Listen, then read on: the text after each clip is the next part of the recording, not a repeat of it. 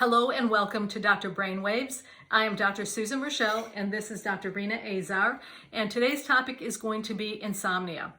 Now, if some of you suffer from insomnia, you know that it can have a profound impact on your daily function.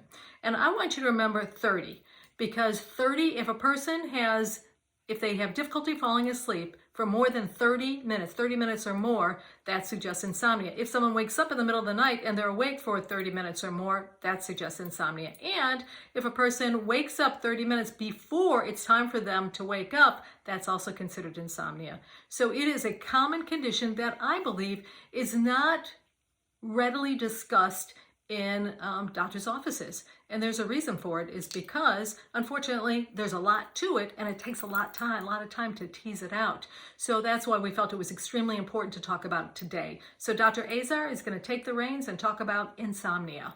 Absolutely. So this is an overview of insomnia. And the other part of the diagnosis of insomnia is not just difficulty falling asleep in terms of getting to sleep, staying asleep, an early morning awakening. It's also having some dysfunction because of it.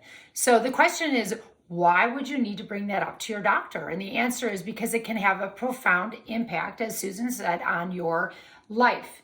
For example, people who are sleepy during the day can get in car accidents more easily, or can have personal accidents. They can have falls, they can have accidents that impact other people.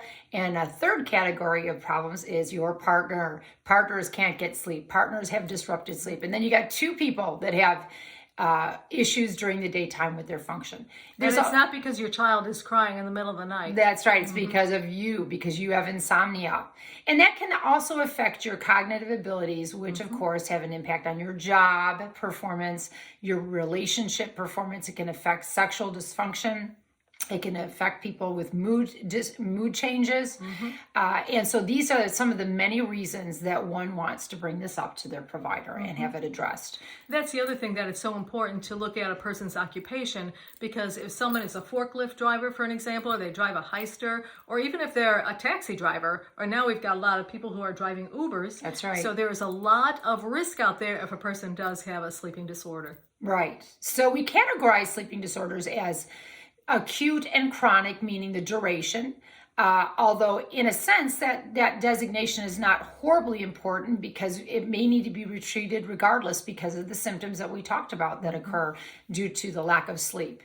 And we put them into categories, the sleeping disorders into categories, but those categories are different depending on what type of organization you talk about. But in general, we talk about them as being sleep onset, sleep maintenance, disorders, early morning awakening, as Dr. Raschal referred to, mixed, which you can imagine is both types of symptoms, and also changing symptoms, and then comorbid insomnia, which is where we recognize that the insomnia is due to an underlying disorder. So what kind of things can cause insomnia? Acute or short-term insomnia probably occurs in just about everybody. Sometimes they call it adjustment insomnia. It's insomnia that occurs because of adjustment. It could be as simple as a new mattress pad, a new location, excessive noise or light that is something that's new, new job, new school, situations that are new. And of course, these are things that are likely to be causing short-term insomnia, but nonetheless, if they impair your function, then you need to come in and be seen. And we know that over the last year or so with COVID, that has created a lot of emotional drama and trauma. And so people then are worried about, oh my gosh, they don't have a job. So that can be one cause. And then other things is just because of this environment. And when is it going to lift? When is the COVID going to get under better control so that people can regain what is considered the new normal? So let's talk about some of the other things that may not be acute or short-term that can cause insomnia, but might have some things that we can do about them. As Dr. Raschal already referred to, mood disorders, so depression, anxiety, those types of mood disorders can cause insomnia, and those can be addressed in another way besides medications to treat insomnia. Hormonal changes, which is part of why women suffer from insomnia more than men, because women are more hormonal. What kind of hormonal changes? Well, you guessed it, pregnancy, menopause, and every month women have a cycle up to a certain age. So Those are hormonal issues that can be addressed that might help to improve your insomnia. I noticed that something like surgery can affect people and give them insomnia because I think primarily because they're being sedentary more. So a lifestyle change that is occurring can cause insomnia. I think everybody is aware that caffeine, ADD medications, tobacco, and alcohol all give disruptive sleep and insomnia. So avoiding those is important, and identifying that is important. So being honest with your provider is important. And one of the things that she mentioned is comorbidities. So in my area of expertise, people who have asthma, and we know that everybody's lung function drops in the middle of the night. So people may, if their asthma is not under good control, that also may cause them to wake up and cause them to have insomnia. So we know that there are, she referred to that as comorbidities, conditions that can actually cause us to have insomnia. Yeah, other disease processes. I should clarify that comorbidities means other diseases in the body that affect your function or affect each other, basically. So age is linked to insomnia. Some of that we attribute to dementia type changes. Also specific disorders, mood-wise, PTSD and bipolar mood disorders are highly associated with insomnia. PTSD. What did I say? PTSD. So explain to them what that is. Oh, post-traumatic stress disorder. Yes. Many people know that, but other people Yes. don't. We're trying to call each other and make sure that we're making very clear our points. And so sometimes it means defining something more specifically. So thank you, Dr. Raschal. In addition, substance abuse. That's a consideration in somebody who has some new insomnia that's lasting for a long period of time. Head injury. Elite athletes suffer from insomnia frequently. Sleep apnea, which we'll come back to shortly. Thyroid disease can cause insomnia. Reflux can cause insomnia. And here's a comorbid condition discussion. So if you have diabetes, that can give you insomnia. Not necessarily because you have diabetes per se, but because, for example, diabetics urinate frequently. So that can interrupt with your sleep. In addition, they are more likely to have peripheral neuropathy, which is a disease that gives pain, particularly in the lower extremities. That can wake you up at night. And also they have rapid blood sugar changes that might give them hot flashes, nausea. So those are reasons why the comorbidity of diabetes can be linked to increased insomnia. It's an indirect relationship. Just in general, any kind of pain like arthritis can also cause insomnia. So that is a list of many things that can cause insomnia. And many of those actually can be treated with another approach. So that may be something that you want to do. You may want to take a medication to address that underlying disorder, which might get rid of your insomnia or might help to relieve you of the insomnia.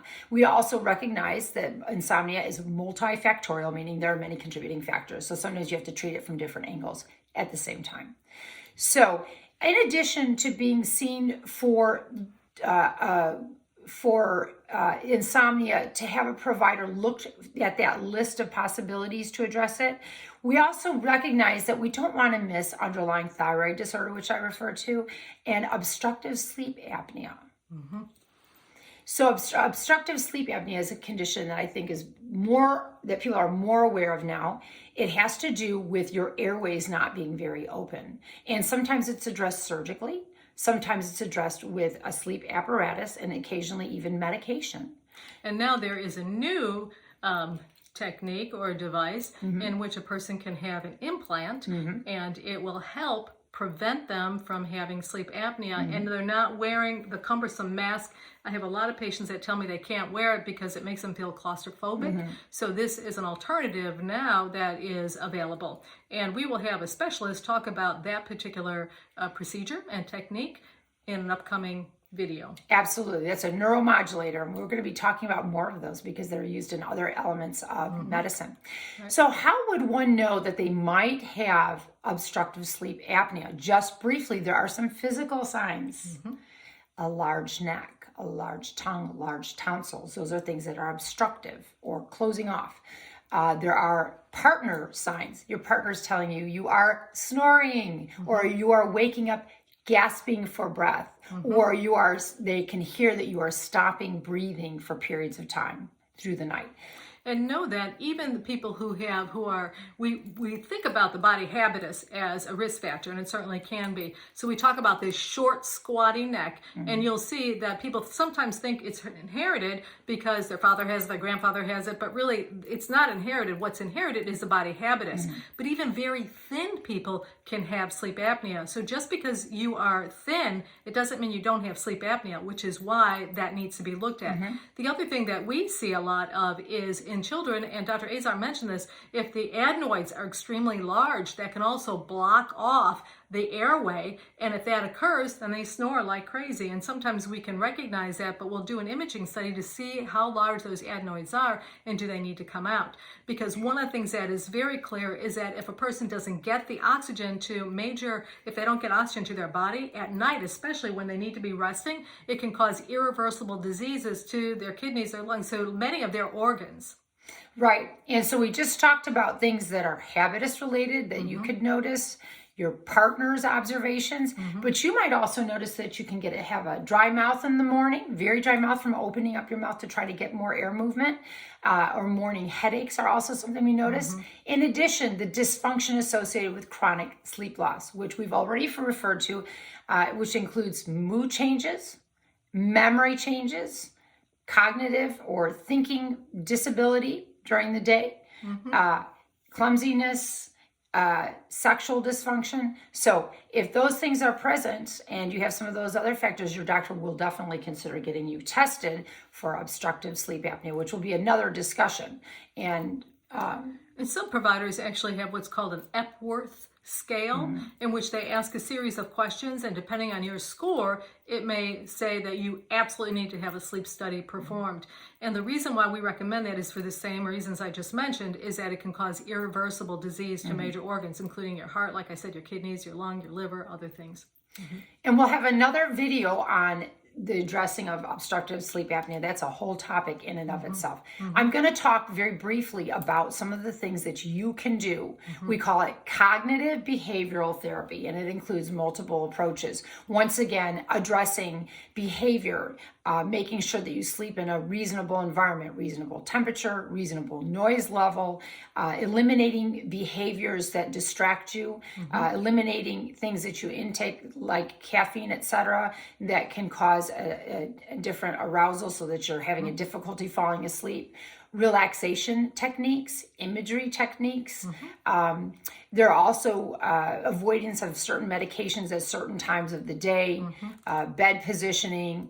And so there are many different things that you can review with your provider that will help you with cognitive and behavioral changes to get a better sleep pattern. They also have some specific ritualistic things that they recommend to do before bedtime, and also some steps that they'll take to recommend that you use your time well to train your body to sleep. And one of those is not allowing yourself to sleep more than 5 to 7 hours, getting up and doing relaxing activities if you wake up in the middle of the night, and forming a behavioral pattern that reminds you that you will either be sleeping in your bed or getting up to do something. So associating the bed with just sleep is another technique that they use. So we'll talk again in another video about the types of medications that are used for sleep, for addressing insomnia, sleep deprivation. And we talked today about...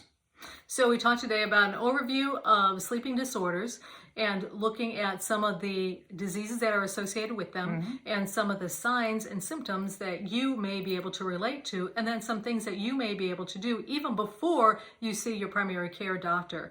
Sometimes if you Google it, it may refer to sleep hygiene is also a common term that you will see instead of the cognitive behavior that Dr. Azar mentioned. So sleep hygiene, as well as just sleep apnea. Apnea just means absence of the ability to breathe. So those are some of the things that you can look up on the internet if you choose to do that. But we will also have some state-of-the-art and accurate information about obstructive sleep apnea. Thanks for visiting Dr. Brainwaves.